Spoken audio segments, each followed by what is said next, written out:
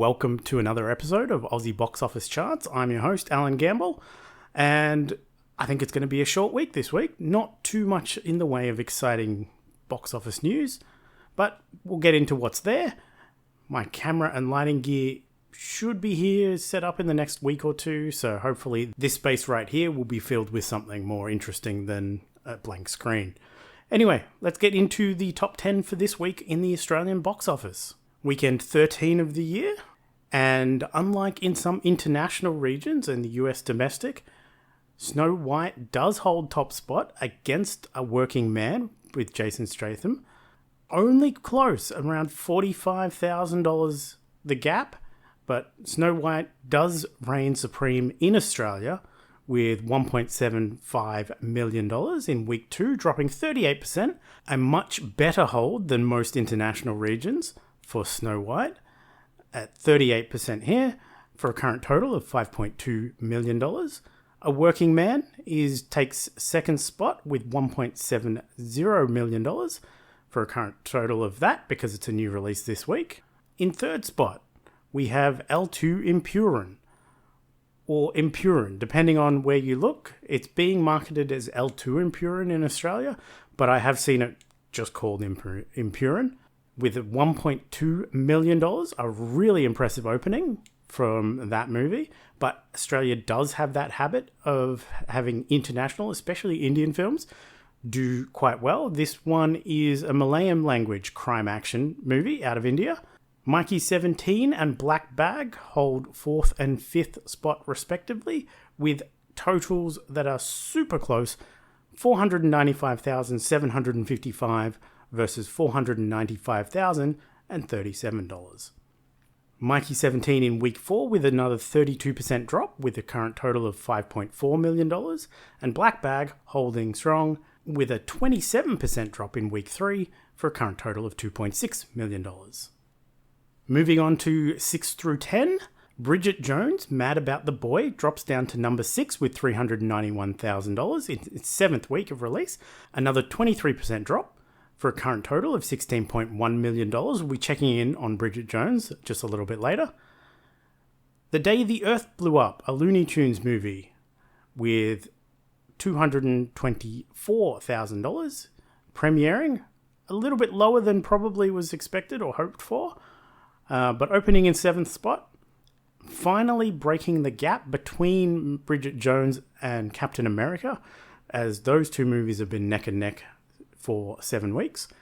But Captain America is in at number 8 with $215,000 after 7 weeks of release, another 35% drop for a current total of $13.7 million.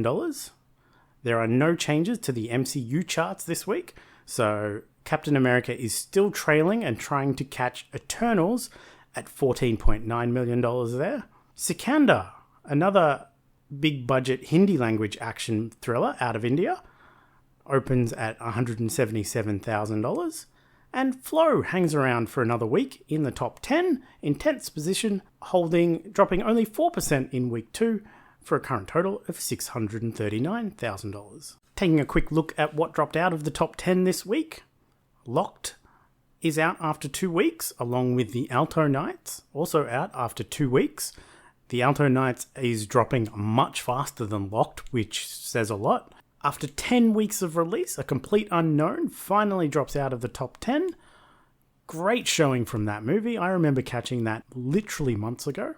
And Nizar 2 drops out after 7 weeks, releasing the same week as Bridget Jones and Captain America, and holding 7 weeks. Animated international movie. That was really, really impressive. But that is one of the highest grossing movies of all time now, internationally. So yeah, I would not expect anything too different. Taking a quick look at Bridget Jones' Mad About the Boy, since it did just drop out of the top 5. As we can see here, it is doing fine. It's at around $16.1 million, where the other two made around 18 point something million dollars. So it's almost on par with where it should be. So that's not a bad result, although those numbers are not adjusted for inflation, and we are dealing with movies that released a considerable while ago. So maybe not so good in hindsight, maybe they wanted more, but it's doing okay. Taking a look at the chart that Disney does not want us to be looking at, the Disney live-action remake total Australian gross for the Australian market. Snow White is only 2 weeks into release, so this is not a be-all and end-all. However, after 2 weeks of release, it's almost caught Pete's Dragon and Christopher Robin, and I would expect that it's going to get up to at least Cruella, Maleficent, Alice Through the Looking Glass, etc. I expect it to get to at least that range. Maybe, if it's lucky, it can beat out Dumbo from 2019, but then it's a very big uphill battle to get to where I think Disney wanted this movie to get, around that Little Mermaid, Cinderella, Jungle Book level of that low $20 million range. Now, granted, the Australian market is very, very small, but I look at the Australian market in our little vacuum. So this is not me saying it's a flop or a hit based on these numbers particular. This is just, hey, how does it look to other Disney live action remakes in the Australian market? Because everything's different. But Snow White, very akin to the international market and the US domestic, it doesn't look good for Snow White. Now, if it can leg out a few weeks without being buried by Minecraft, we do have the Easter school holidays coming up, which could give Snow White a boost in the Australian market.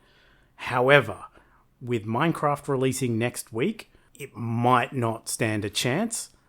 However, if Minecraft is a flop, then maybe Snow White does gobble up some of that box office and see how it goes. But we'll be watching it as it progresses. Another chart that there's not too many updates to this week, by which I mean there's like 2 changes, is the top 10 for 2025. So everything released in 2025, this is how it's tracking. Paddington in Peru is still at top spot at $17.7 million. Bridget Jones, Mad About the Boy, at $16.1 million.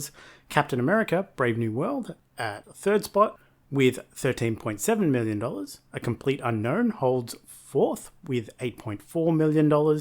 Conclave hold fifth with $8.3 million. Nosferatu in sixth spot with just over $8 million. Nizar 2 holding seventh with $7.4 million. In eighth, we have We Live in Time with $6.7 million. Ninth is Mikey 17 with $5.4 million. And then moving up onto the chart for 2025 is Snow White with $5.2 million, knocking out Baby Girl with its $3.2 million. So the 2025 top 10 is starting to shape up. I expect Snow White to move up a few more spots, but we'll see how it continues to track. Alright, and time to take a quick look at what's coming up this week. On 3rd of April, wide releases, we have a Minecraft movie. Jack Black and Jason Momoa in the latest big IP blockbuster that I'm sure they're hoping will make $1 billion. Will it repeat Super Mario's success? We'll find out. I know cinemas are probably praying it does, but we will see. Next up is Dogman, an animated feature that released earlier in the year in the US, and we're finally getting it. And lastly, we have Novocaine, or as it's being marketed in Australia, Novocaine No Pain. That one is high on my radar. I will be catching that this week as it releases.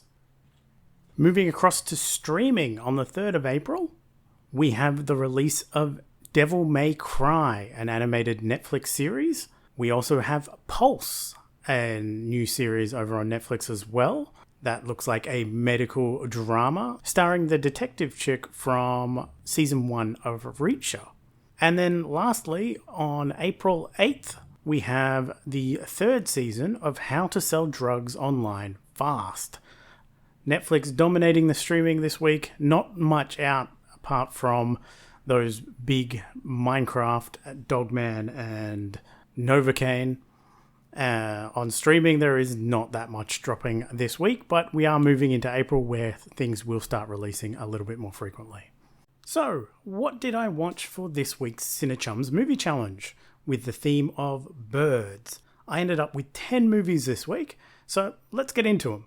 First up was The Electric State, the latest big-budget Netflix slop from Anthony and Joe Russo, starring Millie Bobby Brown, Chris Pratt, and stacked with a Netflix multi-million-dollar cast. For challenge eligibility, it also starred Martin Kleber, Martin is a type of bird. While it looked good, which it would want to for the budget that it had, a reported like $200 million, $300 million, the story and the characters is just a bunch of nothing. It's fairly safe to ignore. There was nothing wrong with the performances. I think the actors were just not given much to do with those characters. Next was a small Aussie indie movie, My First Summer, written and directed by Katie Found, starring Michaela Kavanagh and Maya Stewardson as both dual leads. For challenge eligibility, it also starred Edwina Wren being a type of bird. This one was interesting, an innocent coming-of-age story with some pretty dark rapping that was really interestingly done. The tonal contrast between the innocent coming-of-age elements and the darker layer that was around the situation was quite fascinating. And I think it was a really well-written movie for such a small-budget indie Aussie movie. Loved it. Give it a shot if you get a chance. Next up was Tell It to the Bees from 2018, directed by Annabelle Jankel, starring Anna Paquin and Holiday Granger. And for challenge eligibility for this one, the classic saying, the birds and the bees. I felt that this was a nice connection. A historical romance with a few darker elements outside of the social stigma of the times, but it was still a good, if not bittersweet time. Moving on was a rewatch of the 2013 movie, Now You See Me, that I last watched in 2013, directed by Louis Letteridge and starring Mark Ruffalo, Jesse Eisenberg, Woody Harrelson, Isla Fisher, and Dave Franco. And for challenge eligibility, it also starred Common, which many species of bird start their names with Common. This was also part of my movies to rewatch before their sequels released this year list, and it was fine and fun. I think they got a bit more ridiculous in the sequel, but this one was kind of fun, dumb, magic, illusions. Yeah, it was a good time. Next up was the Swedish indie movie So Damn Easy Going from 2022, directed by Christopher Sandler and starring Nikki Hasblad and Melina Benket-Pacoen, both in their debut roles, which is impressive. For an unexpected challenge eligibility, as this one wasn't planned to be a challenge movie, but during the movie, the main character is always wearing a red coat with a phoenix or some other big bird on the back. There's your connection. Another romantic comedy, but this one with some heavy dramatic elements, dealing with things like depression, ADHD, and struggling financially, but it was really good. Next was a movie I discovered after watching Humanist Vampire Seeking Consenting Suicidal Person from 2023, and really liking it, so I checked out Sarah Monpetit's filmography, and saw Falcon Lake was something that she had also been in. And that was a clear sign that I needed to watch it for this week's challenge, obviously Falcon being a bird. Falcon Lake is a small Canadian movie from 2022, directed by Charlotte Lebon, and starring Joseph Engel and Sarah Montpetit. An obvious one for the challenge eligibility. This ended up being another young boys coming-of-age movie, with some slightly eerie vibes at times, and a little dark, but it had a lot of heart and a few laughs as well. It was really solid. Although I do prefer Humanist Vampire Seeking Consenting Suicidal Person from 2023 over Falcon Lake when comparing the two movies.